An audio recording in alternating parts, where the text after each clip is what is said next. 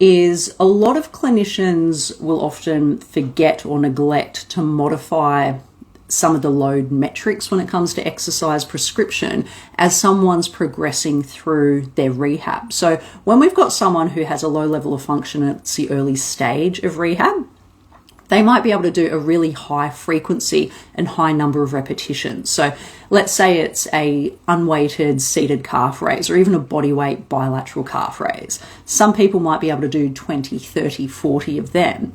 But then what a lot of clinicians forget is this patient, say it's Achilles tendinopathy, plantar heel pain, whatever it is, whatever they've been prescribing the exercises for, okay, it might have been bilateral calf raises, 4 sets, 20 repetitions, and they've built up to being able to do that daily. Hi, everyone that's jumped on.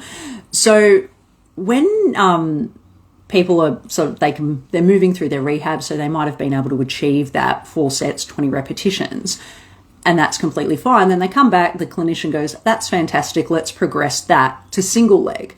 So you're going from having sort of 50-50 body weight split for the most part, bilateral, and it's essentially 80 repetitions that they're doing.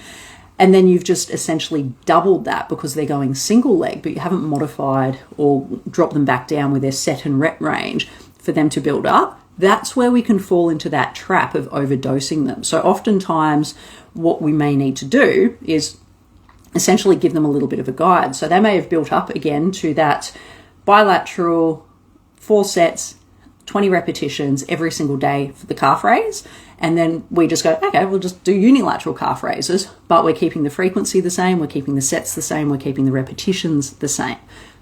So you've essentially doubled it and not modified anything else. So what I typically do is for people, if it depends on the dosage metric. So if you remember, there's 9 different ways that we can modify a strength exercise: sets, reps, tempo, range, joint angles, complexity.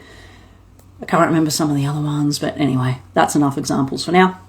Okay, so let's say we're progressing someone from bilateral 4x20 calf raises. What I would do is take them from doing it every day to potentially every second or third day, and then see how they go from there. Once they can build up, if it is, we're keeping that metric at 4x20, once they can build up to that every third day and there's no issue, then we might introduce it every second day. Once they can build up to that, then might introduce it every day. Probably wouldn't introduce it every day, but that's what I would do. So it's an important consideration that whenever you are increasing someone's load via exercises, always consider the amount of time that they're going to need to recover from that exercise. So